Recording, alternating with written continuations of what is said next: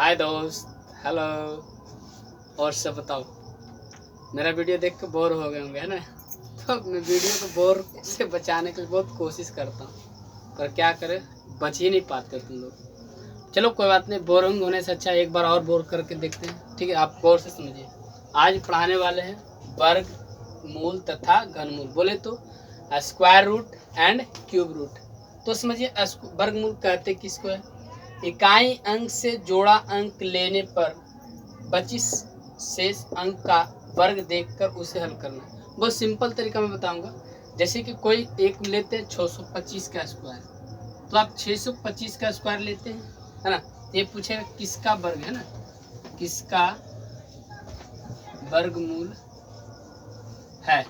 तो किसका भाई 625 किसके वर्गमूल है? तो मैं बता देना चाहता हूँ क्या बोला गया, इकाई अंक से जोड़ा अंक ले।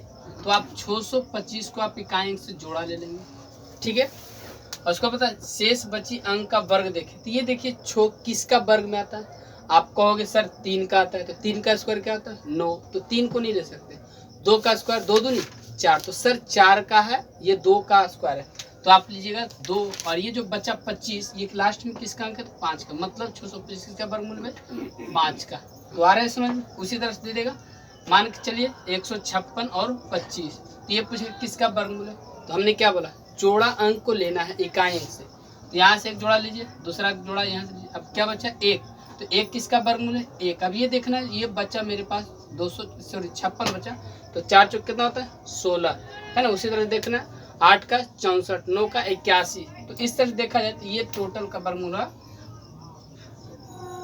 ये आपको मिलेगा, देखिए ये आपको मिलेगा 2 और इधर मिलेगा किसका? 5। मतलब ये जो है बराबर है 44 से 13 13 169 हो जाता है। इसलिए आपको क्या लेना है?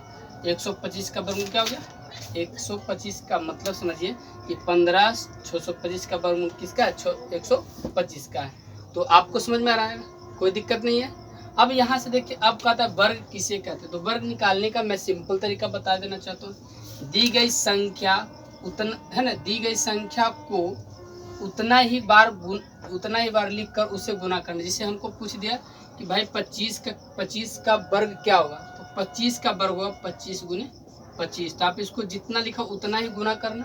तो जैसे हमको पूछा गया 1 का, तो 1 का स्क्वायर 1, 2 का बोलेगा तो 2 गुने 2, 2 दूनी 4, 3 का पूछा गया तो 3 गुने 3, 3 तिहाई 9, 4 का पूछा तो 4 गुने 4, 4 चौक कितना होगा? 16, 5 गुने 5 इक्वल टू कितना? 25, 6 गुने 6 इक्वल टू 6 छके 36, 7 गुने 7 इक्वल टू 49, 8 गुने 8 इक्वल टू 64, 9 गुने 9 इक्वल टू 81। मैंने बोला था ना कि आपको जो संख्या का पूछेगा उसको उतना ही बार लिखेंगे, है ना।